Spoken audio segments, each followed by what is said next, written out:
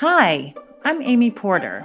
Some of you know me as a flutist and a classical musician, others as a professor, and some of you know me as a publisher and arranger. I'm a stepmom, I'm a business owner, and I'm the founder of a couple of nonprofits. And this is my podcast. My core mission as an entrepreneur is to appreciate what I have around me. And then I try and see as clearly as possible how I can help. So let's talk, let's share information, let's laugh and sometimes cry over the things that we have to work through in life and in music, in business and family and relationships. Come on into my Porter Flute pod.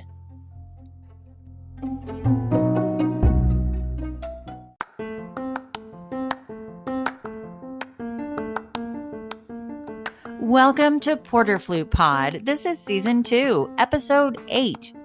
You're in Storytime. So this one time at Orchestra Camp, the orchestra camp we're talking about is the Brevard Music Center in Brevard, North Carolina. You see, Brevard is part of my past, my present, and my future. So in the pod with me is my flutist colleague from Brevard, Dilshad Billimoria Posnock. Dilshad was born in Mumbai, India, and she had quite a journey to get here to the United States. I'm so excited to feature her in the podcast today. You might recognize Dilshad's name from the cover of your Orchestral Duos book, published by Presser and edited by Jeannie Backstresser. We share a teacher in Ms. Backstresser. With me in the podcast, producers Justine Sedke and Alan J. Tomasetti. Thanks for being in Porter Flute Pod. We're so glad you are in Storytime. Welcome to Storytime, Dilshad. Thanks, Amy. I'm so happy to talk to you today. And the reason why we have Storytime, at least in my opinion, is to make people feel better, to make them think about something else other than their hardship for at least 3 minutes, 5 minutes, whatever. Absolutely.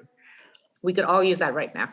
Well, we know that our minds can wander, we can get distracted, but somehow, as it's put, the surprise box every day is opened. And so we have to literally go over somewhere and deal with all the surprise box stuff, whether it be weather or racism or politically motivated or whatever it is. There's just some amazing surprise every day. So that's a good way to put it. Yeah, I created this podcast so that we all could just tell stories, talk about what we should be doing, which is practicing and working towards something, moving forward, because life moves forward, right? And we shouldn't sit there and rest, because when things do change and shift, one would hope that we would be ready for it as a musician. I think this also gives us time to think about things that we are often too busy to think about, right? Lesson to lesson, concert to concert. But the space that this has created, I'm actually quite grateful for. Think about, our place in the world in general, our places and our roles as musicians in general. So I've enjoyed that mental space as well, even though it can get busy sometimes with everything going on. Oh, yes, it can. Sometimes even busier than driving in traffic to get to somewhere to put yourself where you were supposed to be. The daily mundane things are now gone. And sometimes you're moving from critical situation to eating. Eating is important. Eating is very important. Everything is just desperate right now. Yes, but like I said, on the flip side, for those of us who are fortunate enough to not feel desperation at that very core level, I'm taking the time to just enjoy the space and do some deep thinking and enjoy my family and try to see a little ray of gratitude as constant, hopefully, in me every day. Grew up, of course, in Mumbai, India, and started my musical studies on the piano. So I played piano for years, and then I had an older brother, and as a younger sister, always wanted to do whatever my older brother did. And at some point, he started playing violin and joined the local orchestra. Piano doesn't really go in an orchestra, so And the local orchestra there, you have to understand, there are not really teachers for woodwind instruments. Really, the traditions of studying classical music back in India are centered very strongly around piano and strings, certainly violin and, cello and viola to some extent. So I had to do something a little bit different. They said, oh, we need more people playing wind instruments to join the orchestra. This was the Bombay Chamber Orchestra all that time ago. So when I was about 11, I decided I wanted to start to study the flute, but there were really not any professional flute teachers back home. So we had the conductor of my orchestra back home, who was wonderful and certainly the biggest musical influence I had at that time outside my family. And she said, we're going to figure this out together. So I bought Trevor Y books. I started listening to recordings, wherever I could find them, and just really started figuring it out on my own with this wonderful conductor of the Bombay Chamber Orchestra. And then I would have every so often people come in from England, from the Royal College of Music. They would come and help the orchestra play in the section and do training for maybe 2-3 weeks at a time, a couple of times a year. So that was my only access really to any semblance of professional training. And I'm so grateful for that, because every time that happened, I just kind of took it all in with almost this sense of so much gratitude and desperation for really instrument-specific training. My family was great. They were all musicians, so were very supportive, but I certainly didn't know any other flute players at the time. So that was great. And one of the conductors coming from the Royal College of Music actually helped me get set up to come and make a visit to London and play for who would be my teacher for my undergrad, wonderful Christopher Hyde-Smith at the Royal College. And to this day, I'm actually just so stunned and grateful that he took on someone who had never had an extensive period of professional training at all at 18 and said, let's do it together. And he was wonderful. And that just really started me certainly on the serious path to getting to know about, people in the States, hearing your name, obviously Jeannie's name at some point, and then it, sometimes feels like a bit of a fairy tale that I ended up with her. I started at the Royal College in 1992. So I was there, did my undergrad, did a year of a teaching diploma and orchestral diploma the year after. So I was there for 5 years. Let's talk about that lovely name, Jeannie, that we talk about. We call her Jeannie, but we're talking about Miss Jean Baxtresser. She was in the New York Philharmonic. And in 1987, I was her first graduate student, her first master's student. Oh, that's great. I was in her first master's class at Carnegie Mellon when she came to Pittsburgh. I didn't know we had that in common. Yes. And she promptly made me play non-vibrato for 2 weeks. I've never known someone to make me so angry. I went the opposite. Apparently, I came from England with not enough control over my vibrato. So all we did for months was actually work on my vibrato. Oh my gosh. Without that crawl through the desert, known as vibrato study, or without that crawl through the desert known as intonation, without those deep, dark dives, we won't ever know what our issue was. So I appreciated her saying, okay, let's create the blank canvas and then work up from there, because you have everything. You just don't know what you're doing. That's very much Miss Baxtresser's way of teaching. Dear, Sure. You didn't vibrate on the 10th note of that 17-note passage.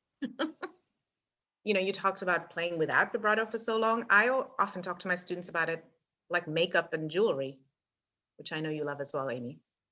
But I say, well, if you don't know what your skin looks like before you put your makeup on, you're never going to be able to do it right. So to find that sound without any vibrato for me is like washing your face and looking at it and thinking, okay, this is what I want to do to make myself look however I'd like to present myself to the world. Jeannie certainly opened my eyes to orchestral repertoire in a way that was taught differently when I was back in England. So in England, really, we studied orchestral repertoire in a more macro sense in terms of, studying Brahms symphonies one year and Beethoven symphonies another year, all very important and something she paid a lot of attention to as well.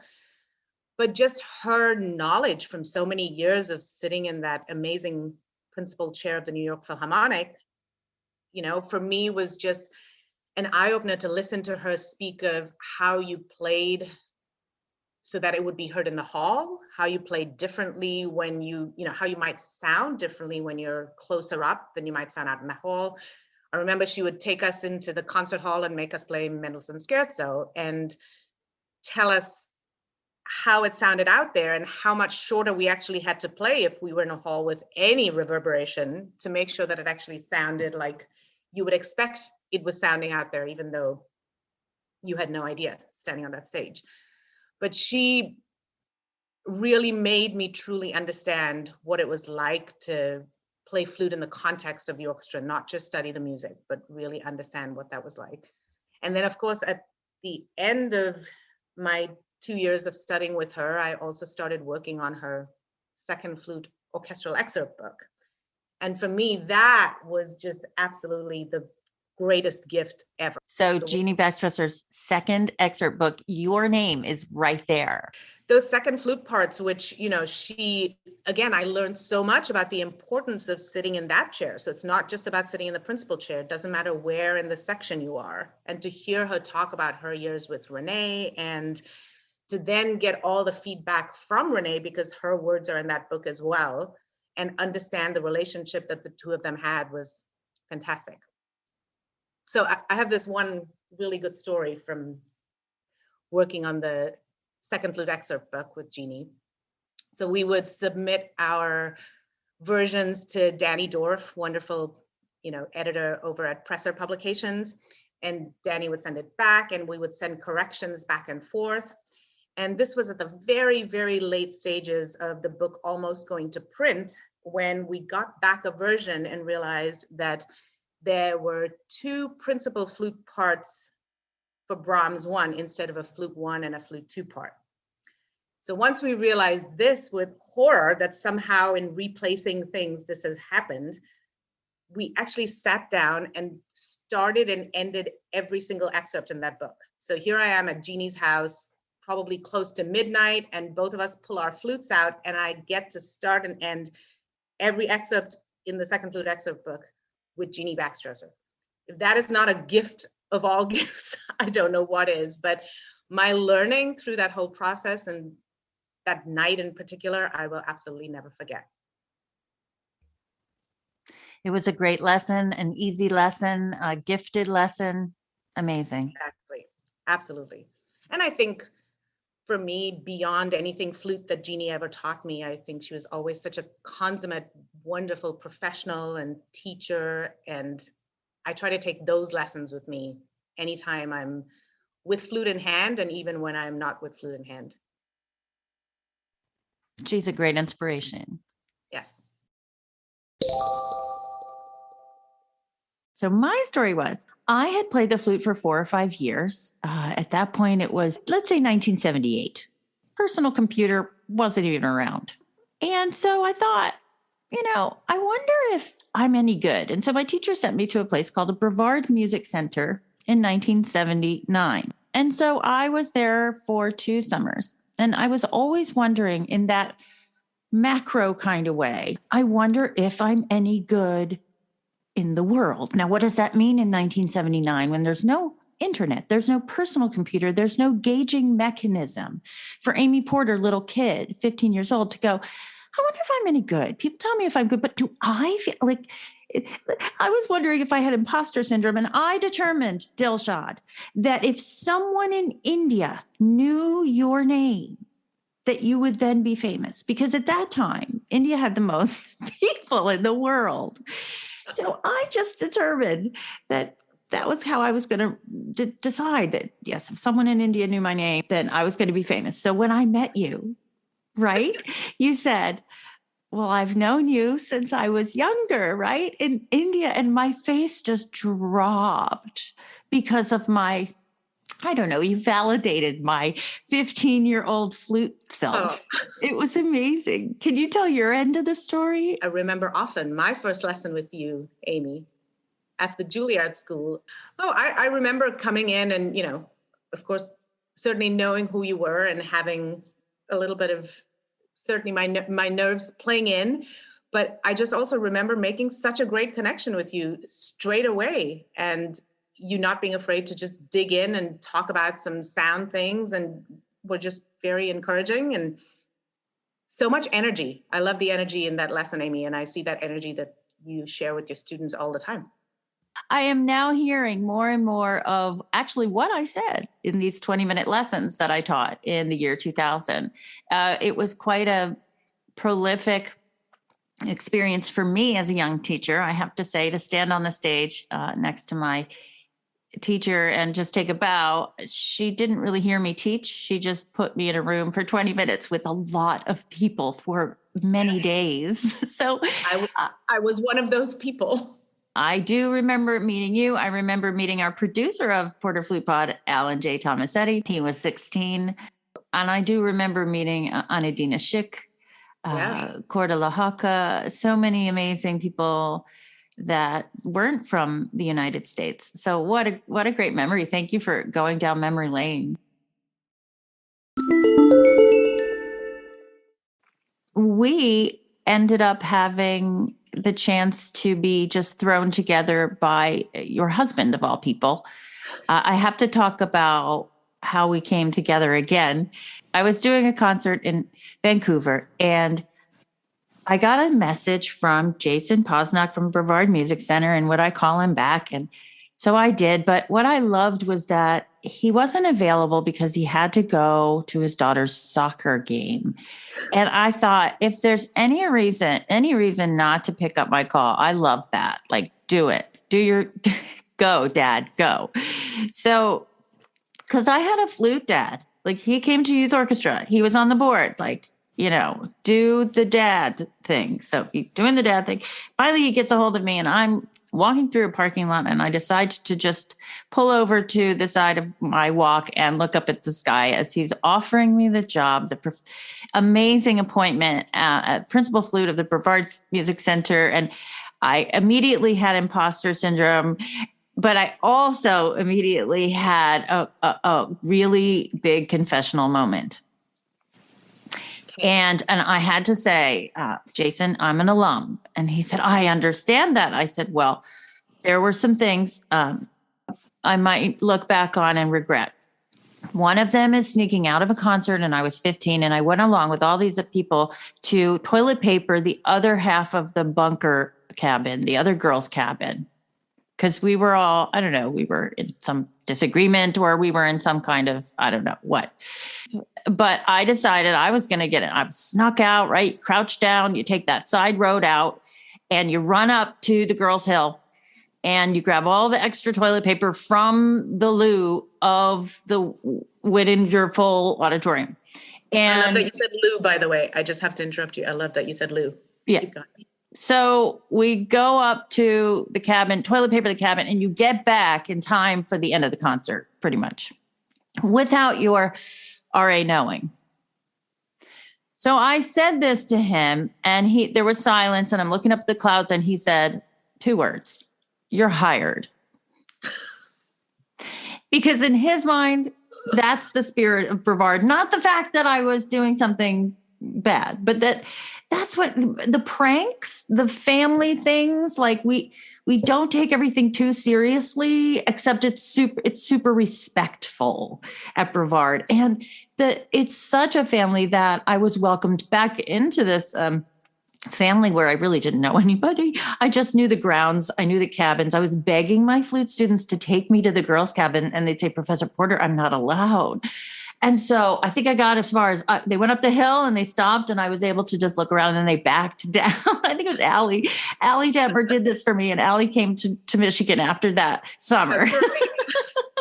So that's my story of being hired at the Brevard Music Center. I asked if you had anything to do with it. I don't think you did, except just to say, "Yay, this is great."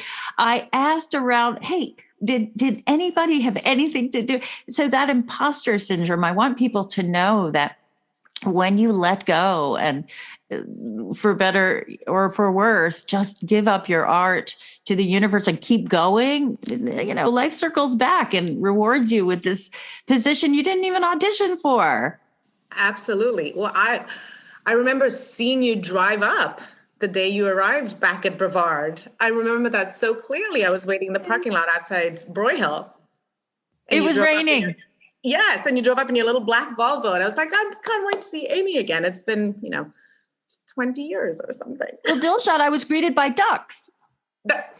Well, of course you were greeted by ducks. The white duck and the green mallard, and they were walking and kind of at me as I was driving down the driveway, followed my car, and I had to roll down the window and say, okay, I'm back. It's been a long time, but I'm back.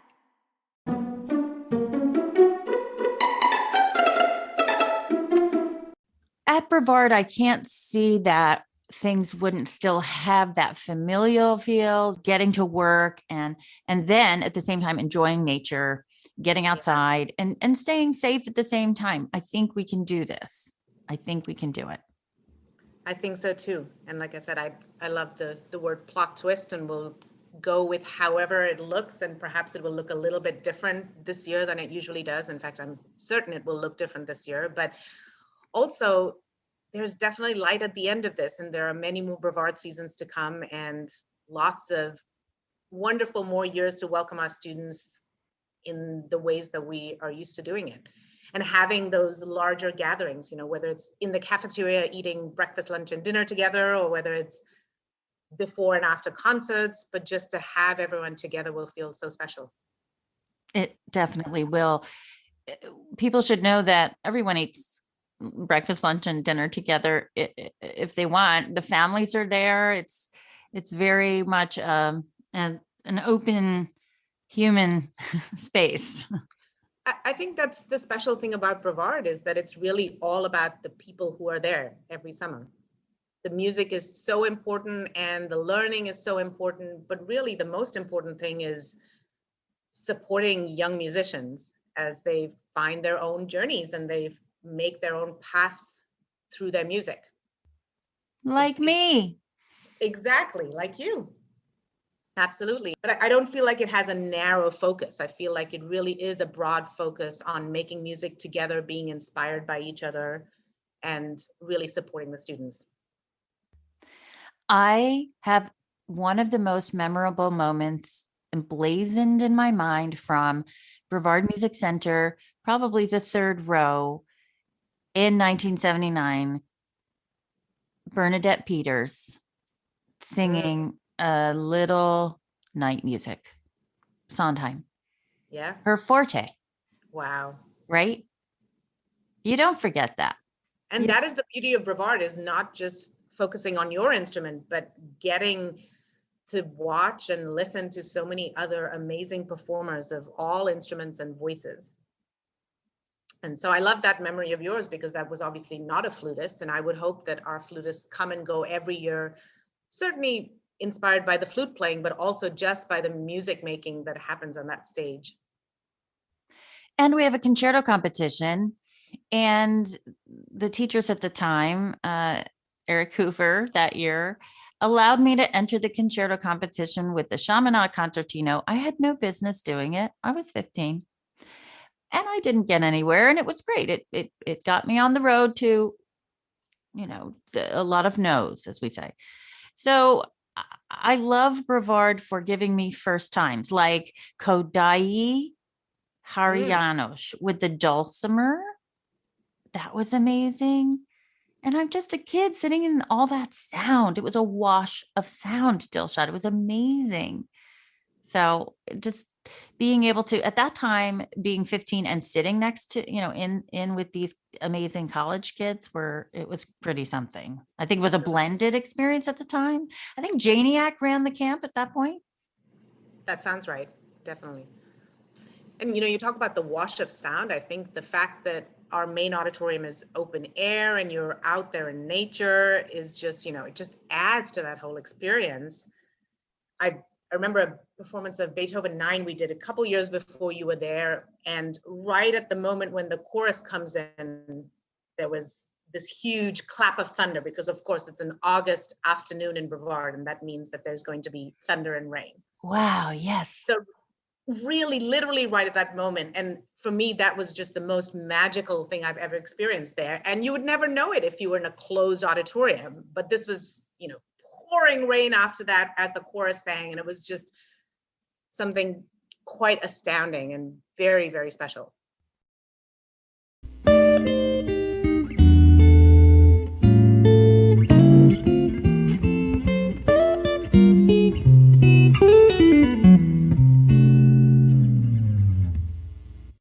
So you drive into Brevard and there's lakes in one entrance and you pass these beautiful ponds. And when I was there, Charlie Vernon, he would practice from his cabin and have trombone choir every Sunday night. And it still happens, the trombone choir. Yeah. And as I keep saying, we eat together. We also have a new hall. And it looks so beautiful. And I wish that everyone had been able to come in and see it last summer when it was supposed to have its grand opening. But we do. It's Parker Concert Hall. It is absolutely gorgeous, overlooks the lake, and has this, I've been lucky enough to go inside and see it now, seats complete and all. For the longest time, the hall was ready, but the seating system was coming from Belgium. And we weren't able to have international visitors or workers come into the country. So the seating system was put on hold because it had to be installed by a very particular company. Anyhow, the seats are now in and it looks gorgeous, absolutely beautiful. Jason's played in it. Actually, Jason, Jeannie, and I got to play in it for Brevard Music Center's largest fundraiser, Prelude, that they did back in August. So I think we were the first ones to actually get to play music in the hall, which was very special. But now the seats are in, and it's this amazing retractable seating system. So it's very flexible in terms of how many seats there can be, or it can just be a lovely, huge, beautiful space that overlooks the lake without any seats in it at all, and just everyone on the floor level. So I think so many different permutations and combinations for this hall, but it looks stunning. I can't wait for you to see it. I'm excited. It's not every day you get a hall that's perfect for chamber music. Exactly. Congratulations, Brevard, for over 80 years of a beautiful, beautiful retreat, a campus, somewhere I learned. I mean, I'm just so thankful for it to be in the fabric of my musical life. And I continue to learn from it, just, having so many wonderful colleagues, getting to spend time with you and our students. I'm always so inspired by our students. They come in with so much wonderful energy and openness to learn, which is what we're always looking for. As I looked at my 15-year-old student 2 summers ago and into her very nervous eyes, I said, listen, I was you. And her eyes relaxed a little bit. And I said, I cried all summer long. And if it weren't for the lovely girl, I have no idea what her name is, but she was a TA, a RA. God bless her. She sat me down, gave me a cutout article about self-esteem. And again, the imposter syndrome wanted to set in, but Brevard Music Center, some beautiful RA, got me out of my hole. So I can look at the student now as me. It's a beautiful, beautiful thing. And I'm sure they value hearing that so much from you, knowing that you've been where they were, right? I mean, we were all students at one time, but you were a student right there in those cabins on that stage, even if it looked a little different. And that's invaluable to them. Invaluable. Let's talk just a little bit about our studio at Brevard and what we like to do. Ice cream is one of them. Only on occasion, Dilshad, only on occasion. Well, we have to have one ice cream outing to Dolly's, which is your quintessential outdoor, wonderful ice cream spot on the way into the forest. So that is absolutely a must. And then we go into the forest and we discover waterfalls, right? Yes, there's so many, very accessible hikes in the forest, right at the start of the forest. I loved how the students climbed down and had their first experiences in a waterfall. It was great. It was. And, that's when they also get to know our families, right? I remember bringing my kids, and the students was so great taking my daughter Lila through in and out of the shower that is the waterfall on Moore Cove. Oh, that's wonderful. Okay, so after the hike, we also have master classes, and those master classes can be pretty detailed. Notebooks out, we go into every single measure.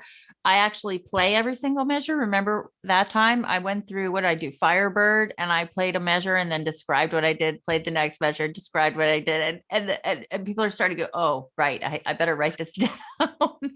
So we blend the high schoolers together with the college people in these master classes, and it's so healthy. It is so healthy. I think it's so important for the high schoolers to see themselves a few years into the future and understand and learn from the college students. And the best of our college students are such good mentors to the high school students too. So I think they really get to model, hopefully, what they see, or strive to model what they see in the college students. And the high school students are wonderful in themselves and come with, so much talent and so much enthusiasm. And then I think they also see what it looks like at that later stage with the seriousness that comes from deciding to pursue it in college. And I have to say, Brevard Music Center does give the student that professional foray into the experience. So a day in the life of a Brevard Music Center student would be across the board, getting up at 7, going to eat, perhaps taking a run, working out. You see everybody just doing their thing, the yoga on the dock, or it's just such a beautiful self-awareness place in the morning. And then we have breakfast together. And then you hear people warming up. And then there's your ensembles in the morning and classes. There's sometimes theory classes and ear training, and you have private lessons, and you have the master classes. Sometimes you have chamber music, that you have orchestra rehearsals. You have to practice for all that. You have to go to the library and get the right part. You have to make sure that you remember your part. You have to practice your part, and you only have 4 days or not even that, right? So that is Brevard. It's just a stunning experience for a young person. And I can't recommend it highly enough. I know my life is kind of the same. I get up, I do my self-care, I go to breakfast, I say hi to you guys, and then I come back and warm up, and then I show up at rehearsal, and then I have practice and I teach, right? And then I have to practice again, or I have to do a podcast, or I have to do one of my other businesses. So it's a full life at Brevard. However, we make sure that we go to the forest, that we get our ice cream, that you and I go downtown for coffee in the morning. We make sure that we schedule it in, and it is possible to schedule it in at Brevard. It's not all complete 100 miles an hour, right? Absolutely. And also, I think it really gives students a taste of what it's like to do music full time and keep a balance while you're doing your music full time, to also take care of yourself and also have some fun and also spend some time outside. So I think it actually gives them a really good taste of what it's like to do this in the real world. Have orchestra parts coming at you from multiple places, having lesson music and chamber music to learn at the same time. So plenty to do, but I think a very good reality check actually for all our students. One last thing we should mention is we're doing something very new at Brevard this summer, and that is inviting a very popular flutist to make us look super popular. Can we just tell everybody? Yes, and cool. Greg Patillo. I've never met him, and so I am so excited. Okay, here's my funny Greg Patillo story that has really no relation to Greg except his music. My amazing student at the time, Flora Alexander, comes to my door and says, Professor Porter, I have to show you a video. This man is playing Peter and the Wolf. And she was playing Peter and the Wolf, I think. Mm-hmm. And at the time, of course, no cell phones, we were not on data. So we had to go to the computer, the desktop, bring up the internet. It was all slow. But I was ready to watch this person play Peter and the Wolf in a very new way. So I said, okay, what is it? She says, it's beatboxing. I said, okay. So I'm watching, and he's going, duh, duh, duh, duh, duh, duh, duh, duh, duh, duh, and there's all these sounds happening. And I said, hey, Flora, where's the box? And she said, oh, what are you talking about? And I said, well, you said he's beatboxing. So is he kicking? Is he kicking the box and the box is below the camera lens? She got this very funny look on her face, and she really was the sweetest thing in the world as she looked at me and said, Professor Porter, he's doing that all with his lips.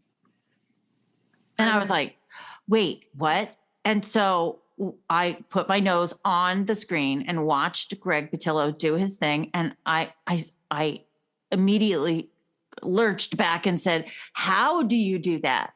And she told me some of the syllables. And that's when people started beatboxing. And I determined that I was not going to beatbox. Is that not so silly? Where's the box? I'm actually very impressed that she didn't just completely crack up. I know.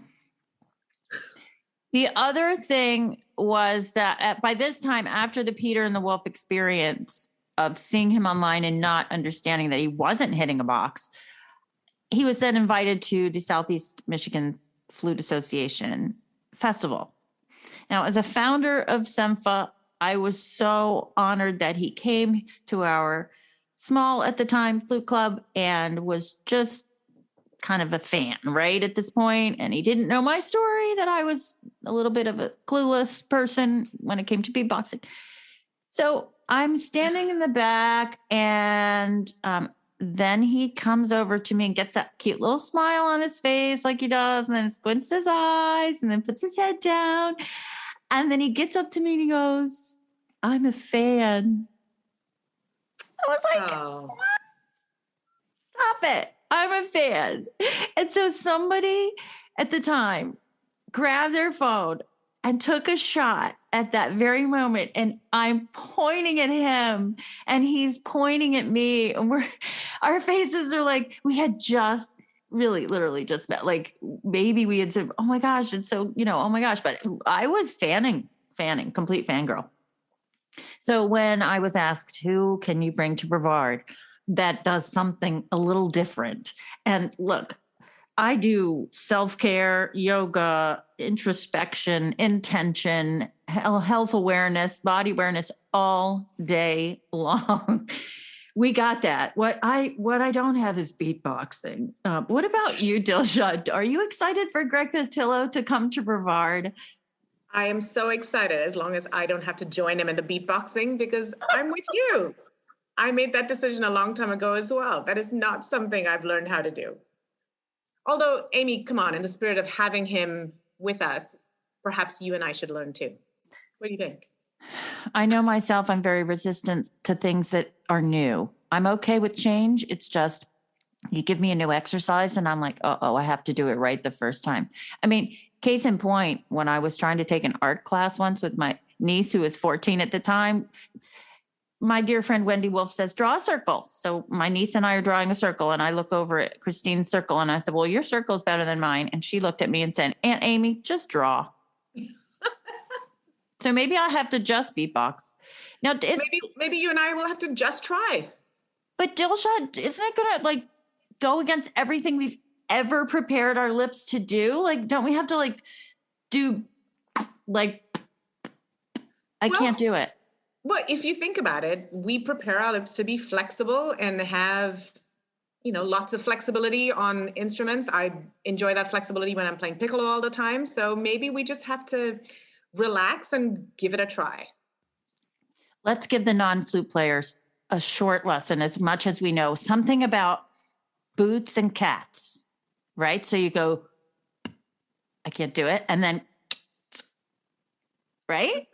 There it is. Good, Amy, that's more advanced than I am. Boots and cats and that's it. You're way ahead of the curve already. You're way more advanced than I am.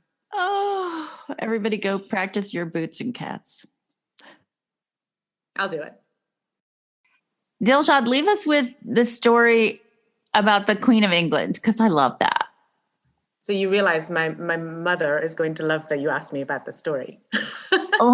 My mother's in heaven telling me to ask you about the story.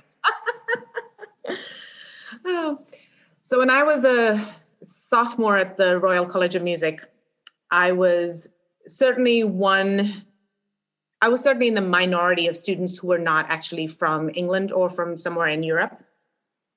And every year they have a Commonwealth Day service at Westminster Abbey.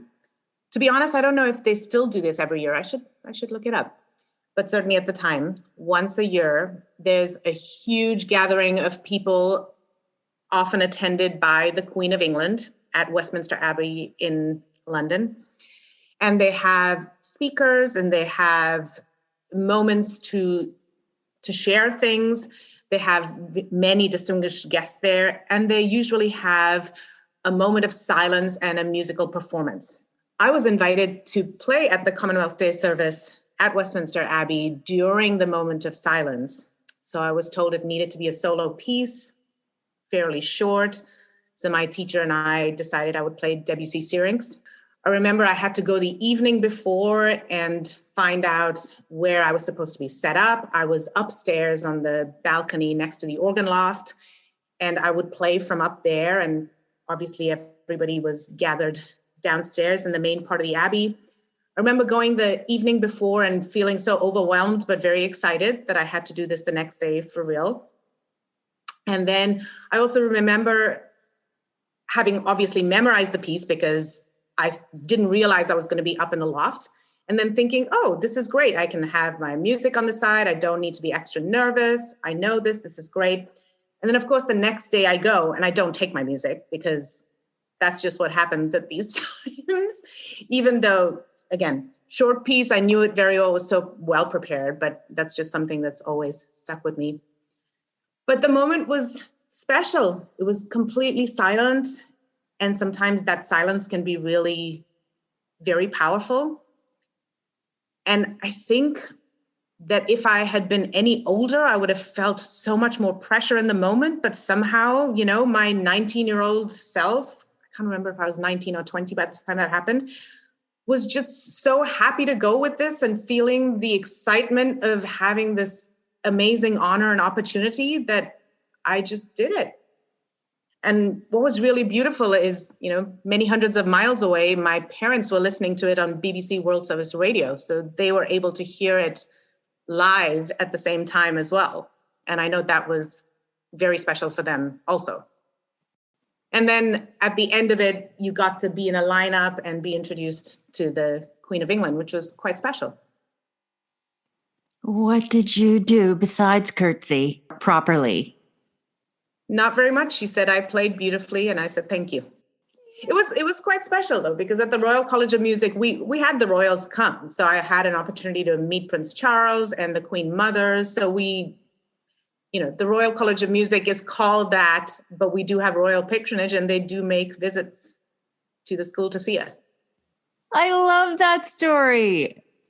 That's such a great story because I can see you and I can feel you. And then, knowing the reverence that the Queen of England can bring just by saying her name or just, what she being there. Just by being there. Yeah. It's quite lovely. The whole thing. It's funny. We were cleaning out our basement not so long ago, and I found the letter that invited me to do this play. This was just a couple months ago. And I remember finding the letter and thinking, oh my goodness, look at that. I guess I kept it, because no emails in those days, right? So they had said they were going to try to call me in my hostel, which was a girls' hostel, and there was only one phone on the ground floor. So if you got a phone call, you got called on the intercom, and they would say, Dilshad, Billimoria, you have a phone call. And then you would have to run down the stairs, that sort of. Oh. So I remember getting a phone call following that letter and being very excited by it all. It is so exciting. Congratulations. I love that.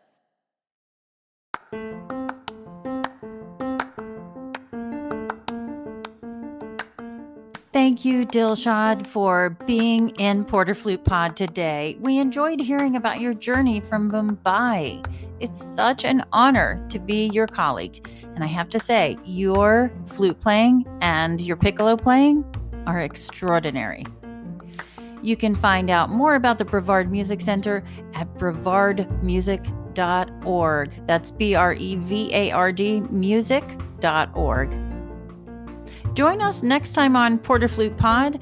It's our popular performance therapy platform. I'm going to be discussing competitions, the repertoire, the research, and the rewards.